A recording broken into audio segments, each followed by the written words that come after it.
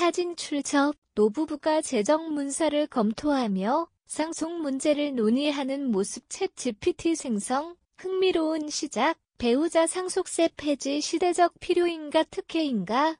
최근 정치권과 경제계에서 배우자 상속세 폐지를 둘러싼 논의가 뜨겁다. 정부와 여당은 고령화 사회에서 배우자의 경제적 안정을 보장해야 한다며 폐지를 주장하는 반면 야당과 일부 전문가들은 부자 감세로 이어질 가능성을 우려하고 있다. 배우자가 상속받을 경우 현재 최대 30억 원까지 공제가 가능하지만 이를 초과하는 재산에 대해서는 높은 세율이 적용된다. 상속세 폐지는 이러한 부담을 없애는 조치이지만 중산층에게 실질적인 혜택이 미미하고 초고액 자산가들에게만 유리한 정책이 될 수 있다는 반론도 만만치 않다. 그렇다면 배우자 상속세 폐지는 누구에게 유리한가? 그리고 한국 경제와 사회에 미칠 영향은 무엇일까? 현행 한국의 상속세 제도는 배우자가 재산을 상속받을 때 일정 부분 공제를 해주지만 나머지 금액에 대해서는 최대 50%의 높은 세율이 적용된다. 주요국과 비교하면 한국의 상속세 부담은 상대적으로 높은 편이다. 현행 한국의 상속세 제도는 배우자가 재산을 상속받을 때 일정 부분 공제를 해주지만 나머지 금액에 대해서는 최대 50%의 높은 세율이 적용된다.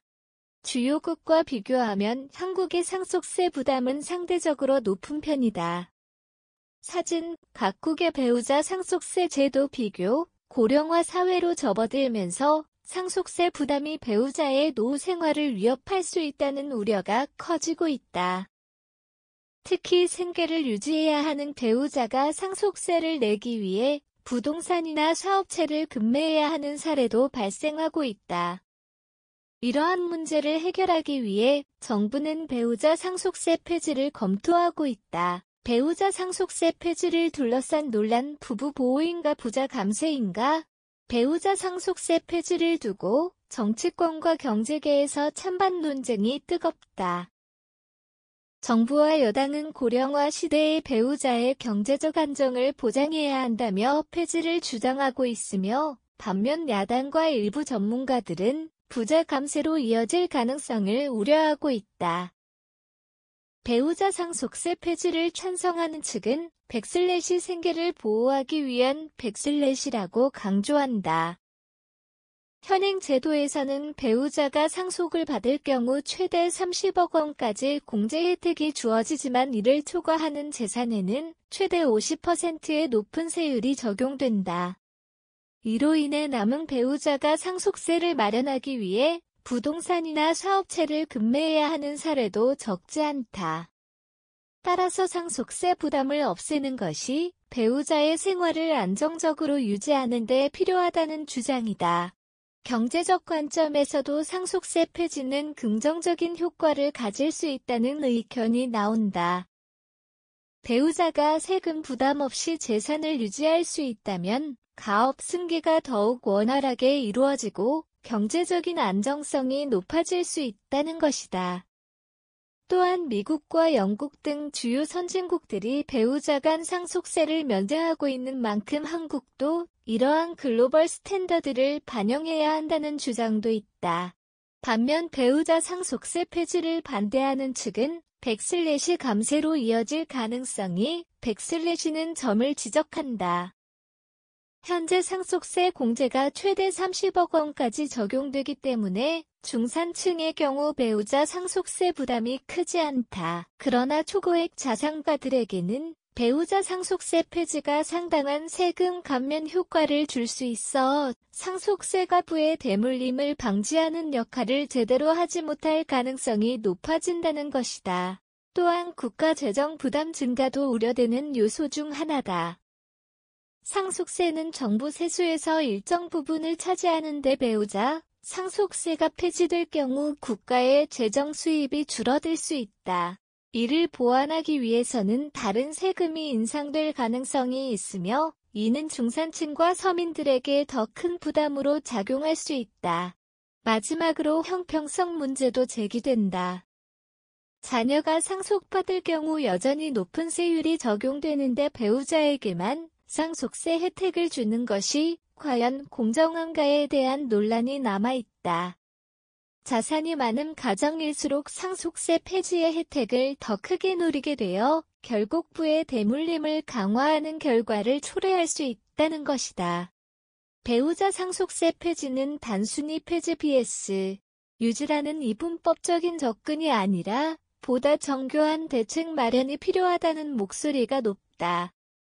단순 폐지가 아닌 상속세 공제 한도를 일부 확대하거나 소득 수준에 따라 차등 적용하는 방식 혹은 배우자가 사망할 때까지 세금 납부를 유예하는 방식 등이 대안으로 거론되고 있다. 배우자 상속세 폐지가 누구에게 가장 유리한 정책이 될 것인지, 그리고 그 변화가 한국 사회와 경제에 미칠 영향은 무엇인지에 대한 신중한 논의가 필요한 시점이다. 배우자 상속세 개편 어떻게 해야 할까? 배우자 상속세 폐지는 긍정적인 측면과 부정적인 측면이 모두 존재하는 만큼 단순 폐지가 아닌 보완책을 마련하는 방향이 더 현실적인 대안이 될 수 있다. 현재 상속세 부담으로 인해 배우자가 생계를 유지하기 어려운 사례가 발생하는 것은 사실이다.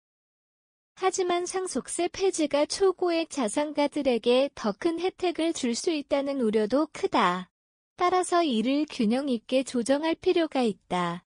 첫 번째 대안으로 공제 한도를 상향 조정하는 방식이 있다.